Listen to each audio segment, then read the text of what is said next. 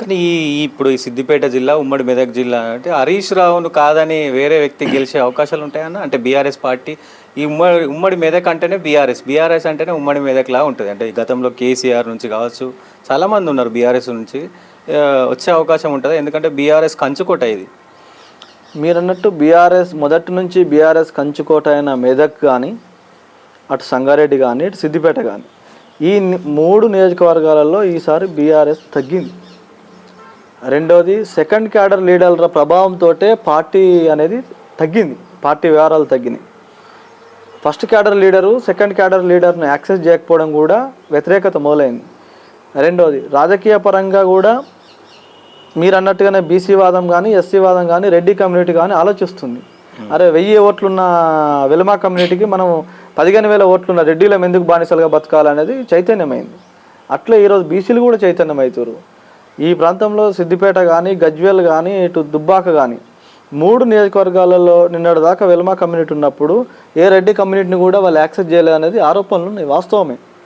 కానీ వాళ్ళు కూడా చైతన్యమవుతారు, వాళ్ళు కూడా సంఘటితమై ఈ ప్రాంత అభివృద్ధి కోసం కానీ, ఈ ప్రాంత ప్రజల కోసం కానీ ఆలోచించే అవకాశం అయితే ఉన్నది. సో మీరు సిద్దిపేట జిల్లా వాసిగా చెప్పండి, సిద్దిపేట ఇవి గత 10 సంవత్సరాల్లో డెవలప్మెంట్ అంటే తెలంగాణ మొత్తం ఒక వైబ్ ఉంటే సిద్దిపేట మాత్రం ఒక వైబ్ ఉంటుంది. సో డెవలప్ నిజంగానే లేదంటారా సిద్దిపేటలో? మీరు అన్నట్టు సిద్దిపేట నియోజకవర్గం అభివృద్ధి అయింది. సిద్దిపేట పక్కనున్న నియోజకవర్గాలు అభివృద్ధి కాలేదు. నిజంగానే పక్కకున్న మానకొండూరు కాలేదు, పక్కకున్న ఉస్నాబాద్ కాలేదు, పక్కకున్న దుబ్బాక కాలేదు, ఆ పక్కనున్న మెదక్ కూడా కాలేదు. నిజంగానే ఎక్కడి సమస్యలు అక్కడనే ఉన్నాయి. టౌన్ వరకు డెవలప్ అయింది కానీ విలేజ్లో ఎక్కడ కూడా డెవలప్ కాలేదు. మనకు చూస్తున్న మెయిన్ రోడ్ పొంటి ఉండే వ్యవహారాలు మాత్రమే డెవలప్ అయినది తప్ప కానీ ఎక్కడ కూడా గ్రౌండ్ రియాలిటీలో మాత్రం డెవలప్మెంట్ లేదు. అది అవసరమైన ప్రాంతాన్ని అభివృద్ధి చేయకుండా అవసరం లేని ప్రాంతాన్ని అభివృద్ధి చేసి ఆర్థిక వనరులను సృష్టించుకోరు.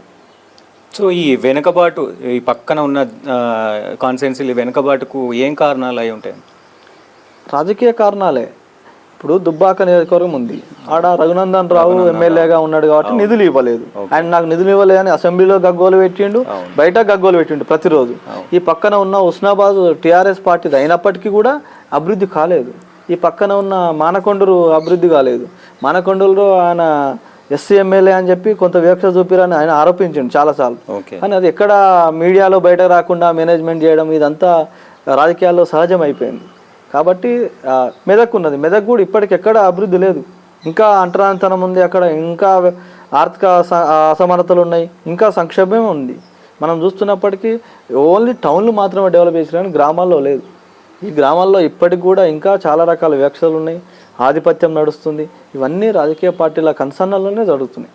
సో కమింగ్ అప్ ప్రభుత్వం పైన భారతదేశంలో కాంగ్రెస్ ఏమైనా వచ్చే అవకాశం ఉందా, లేదంటే మళ్ళీ మూడోసారి ముచ్చటగా మోడీ వచ్చే అవకాశాలు ఉన్నాయా? ఎట్లా మీ దృష్టికి ఎట్లా ఉంది, ఎట్లా ఆలోచిస్తున్నారు? ఇప్పటికీ దేశవ్యాప్తంగా అంటే తెలంగాణ కానీ, కర్ణాటక కానీ, మిగతా రాష్ట్రాలలో కాంగ్రెస్ ప్రభుత్వం చేస్తున్న జోడో యాత్ర కానీ, ఇంకా న్యాయ సంవేదన యాత్ర కానీ, ఇవన్నిటి వల్ల కాంగ్రెస్ కొంత పుంజుకున్న మాట వాస్తవం.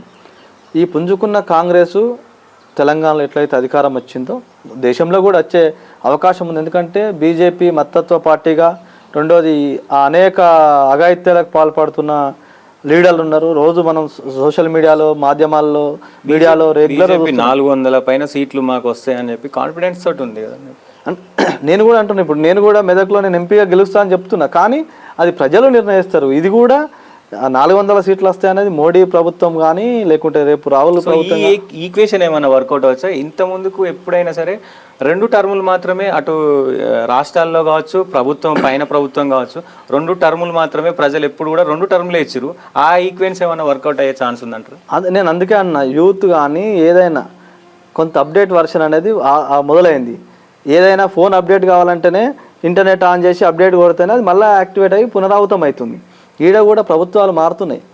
ఈ రాష్ట్రంలో కూడా చంద్రబాబు నాయుడు 2 సార్లు పాలించిండు, రాజశేఖర్ రెడ్డి 2 సార్లు పాలించిండు, తర్వాత కేసీఆర్ 2 సార్లు పాలించిండు. ఇప్పుడు ఇది మారింది.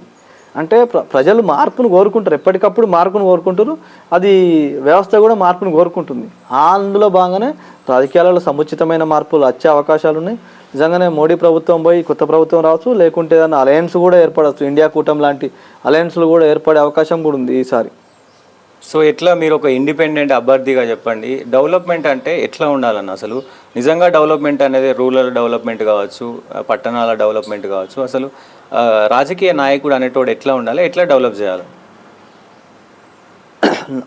అంటే నా దృష్టిలో పొలిటికల్ లీడర్ ఎప్పుడైనా ఏదైనా అభ్యర్థి కానీ లేకుంటే పదవి ఉన్న ఏ అధికారి కానీ రాజకీయ నాయకుడు కానీ గ్రామాల్లో ప్రజలకు అందుబాటులో ఉండాలి.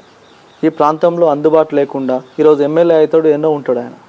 ఈ ప్రాంతంలో ఆయన ఏ ఊరికాడ ఏ సమస్య ఉందో తెలియదు. ఇప్పుడు హరీష్ రావు ఉన్నాడు సిద్దిపేటలో, హరీష్ రావుకు ఆ ఏ ఊళ్ళో ఎవరెవరు ఉంటారో తెలియదు. పక్కకుండి ఎవరైనా చెప్తే తెలుస్తున్నమాట కొంత ప్రాంతం మీద ఉండి చెప్పాల్సి. ఇప్పుడు కొత్త ప్రభాకర్ రెడ్డి ఉన్నాడు దుబ్బాకల, ఆయన ఆ పార్టీకి సంబంధించిన ఎంపీపీలను జడ్పీటీసీలను గుర్తుపట్టలేని పరిస్థితి ఉన్నది. కేసీఆర్కి అయితే ఆ ప్రాంతంలో ఎవరు ఉంటారో కూడా తెలియదు. ఆయన ఎన్నడూ ఆ నియోజకవర్గంలో పర్యటించింది లేదు, అసలు పాలించింది కూడా లేదు, ఫామ్ హౌస్కే పరిమితమే. అంటే ఇవన్నీ ఉన్నాయి. ఇప్పుడు కేటీఆర్ ఉన్నాడు, సిరిసిల్లకు వచ్చే తక్కువ, వేరే ప్రాంతాలకు పోయేది ఎక్కువ. ఇవి ఎప్పుడు కానీ ప్రజలతోటి మమేకమై ఉండి జనజీవనంలో కలిసిపోయిన లీడర్ ఎప్పుడైనా జనంతో ఉంటాడు, జనాలు కూడా వాళ్ళని ఆశీర్వదిస్తారు. సో ఫైనల్గా ఈ ఫోన్ ట్యాపింగ్ అనేది పెద్ద ఎత్తున రాష్ట్రం మొత్తం హాట్ టాపిక్గా మారింది. ఏం చెప్తారు, అసలు ఏం జరిగి ఉంటుంది? ఫోన్ ట్యాపింగ్ అనే విషయం మీద అంటే ప్రభుత్వాలు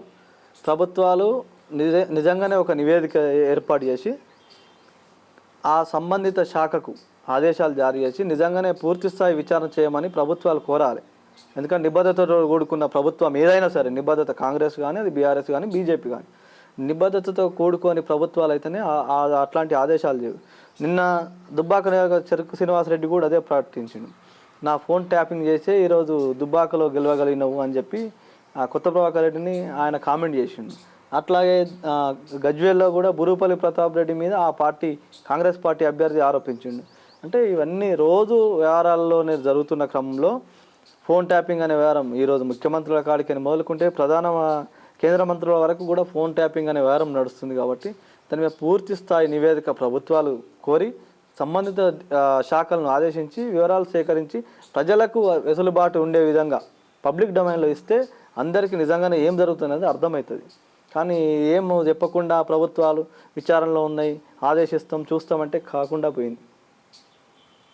సో ఇది చాలా విషయాలు అడిగి తెలుసుకున్నాం ప్రసాద్ అన్నతోటి. సో మరిన్ని అప్డేట్స్ కోసం చూస్తూనే ఉండండి SNR TV మీడియా.